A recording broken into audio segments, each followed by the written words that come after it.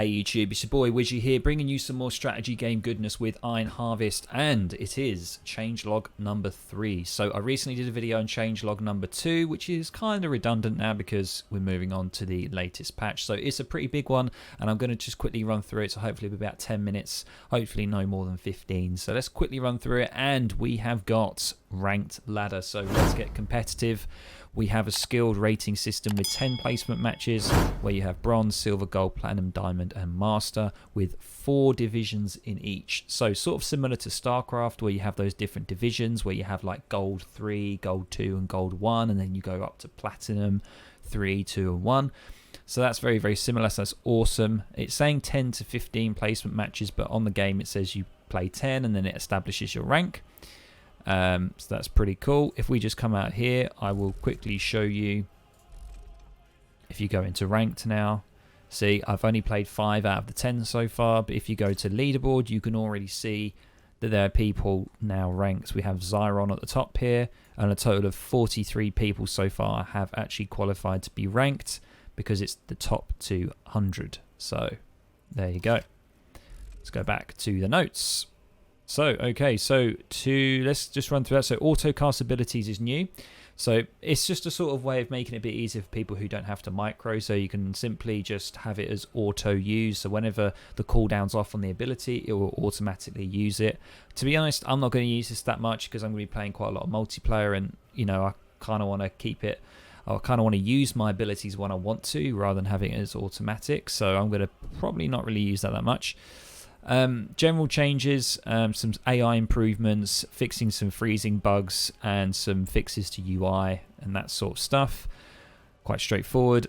This is the big one. Here we go. So we have some balance changes. So for heavy mechs, no longer can you get the big mechs. So Tor, Golegorod or Gorat and the Kaiser are no longer available. You have to have a fully upgraded barracks and a fully upgraded workshop. So that's really, really big. And I think that's sort of to try and extend the gameplay.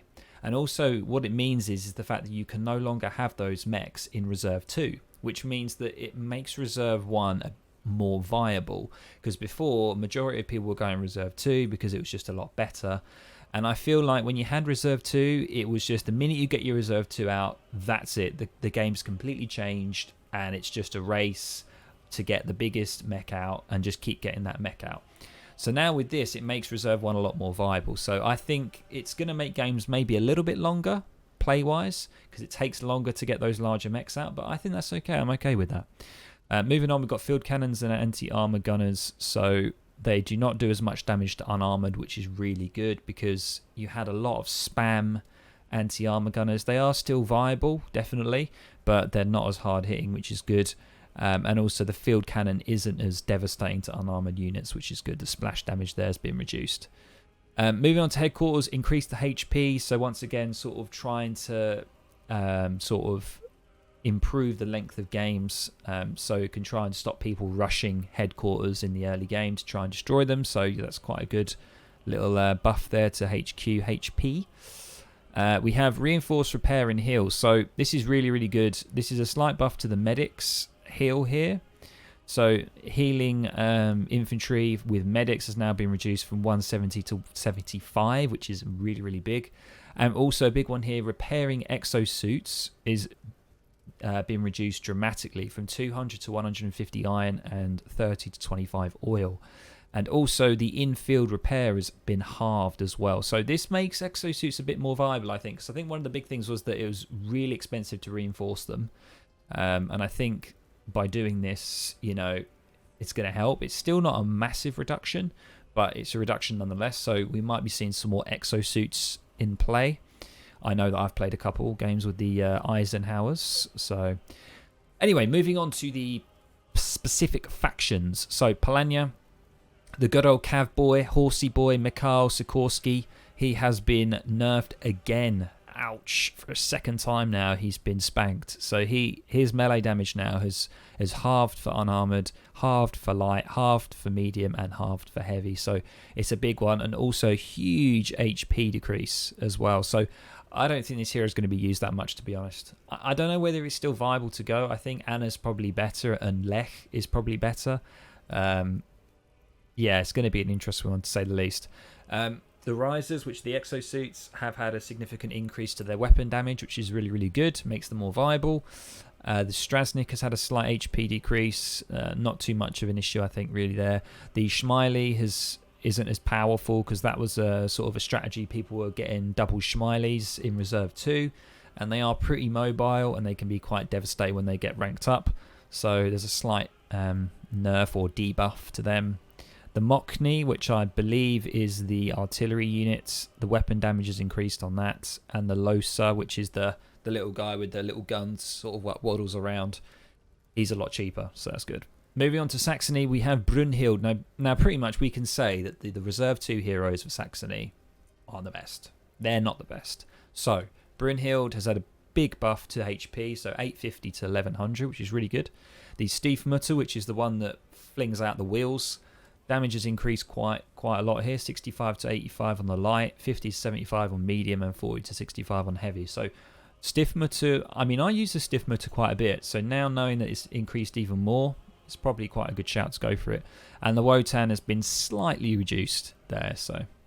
Anyway, moving on to Russviets. So this is one of my favourite factions, the Russviets. The Koloko damage has been increased to structures, so that's quite good. The Nagant has been increased because, to be honest, let's be honest, the Russviet late game mechs are probably the weakest. So they're trying to buff these late game mechs to make the Advanced Workshop more viable and a worthwhile investment. So you can see here the Nagant had a slight HP decrease by only 50, but the weapon damage increase is quite significant here. So we're hoping, I mean, the Nagant has got some bad publicity. It's very, very inaccurate, and it only did like maybe 30 damage, or well, 25 you can see there for each shot. But each shot hit will hit for 45 now, and that's base. So when the Nagant ranks up, I'm sure it will do more damage. I'm not too sure if there's like a percentage increase as it ranks up, but it definitely will do more damage. Not too sure what that is though. That's the base. The Serp, the one with the big sort of not cleavers but spikes on his arm that sort of crush, and a big melee why did I say melee? A big melee mech. There we go. So HP's been, that's a typo, so it's decreased from 1000 to 1150. I think that's from 1150 to 1000 there. Melee damage has increased significantly. Look at that, from unarmored 100 to 175. But look, this is really, really good. So the structures has been reduced, which isn't the end of the world. Serps could be quite viable now. Nagant potentially, but I still think the Gule Gorats and a Serp would be quite good maybe. So that's good. New this month, they're just mentioning that they've released 2 maps, which they have, and also in Changelog number 4, which will be coming out in a week's time, I think we're going to be given a new 1v1 map, which would be really, really cool. And that's exactly what they're saying down here, so stay tuned. Anyway, guys, that is everything from me. You guys know what to do to support my channel. If you want to catch me on Twitch, it's @Widgie1. Have a good morning, good afternoon, good evening, wherever you are, and I'll see you in the next video.